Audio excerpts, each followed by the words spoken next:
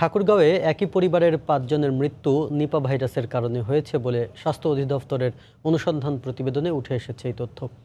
এক সংবাদ বিজ্ঞপ্তিতে এই তথ্য জানায় অধিদপ্তরের রোগতত্ত্ব ও রোগ নিয়ন্ত্রণ গবেষণা ইনস্টিটিউট আইইডিসিআর। মৃতদেহের মধ্যে একজনের দেহ থেকে সংগৃহীত নমুনা পরীক্ষা করে নিপা ভাইরাসের অস্তিত্ব খুঁজে পায় তদন্ত দল।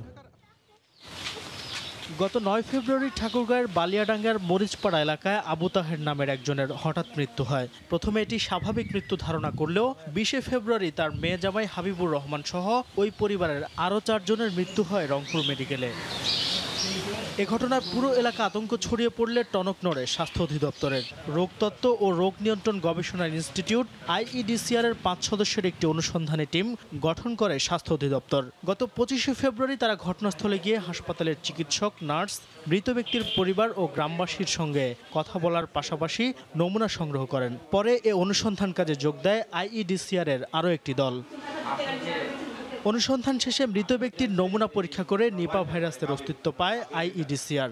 রোববার এক সংবাদ বিজ্ঞপ্তিতে বিষয়টি জানানো হয়। বিজ্ঞপ্তিতে বলা হয়, নিপা ভাইরাসে আক্রান্ত হয়ে প্রথমে আবু তাহেরের মৃত্যু হয়।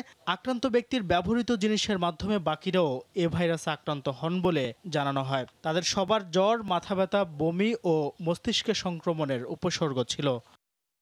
সংবাদ বিজ্ঞপ্তিতে এ ভাইরাস থেকে রক্ষা পেতে খেজুরের কাঁচা রস খাওয়া থেকে বিরত থাকা, আক্রান্ত ব্যক্তির সংস্পর্শে আসার পর হাত সাবান দিয়ে ধোয়া সহ কয়েক দফা সুপারিশ করা হয়। সময় সংবাদ, ঠাকুরগাঁও।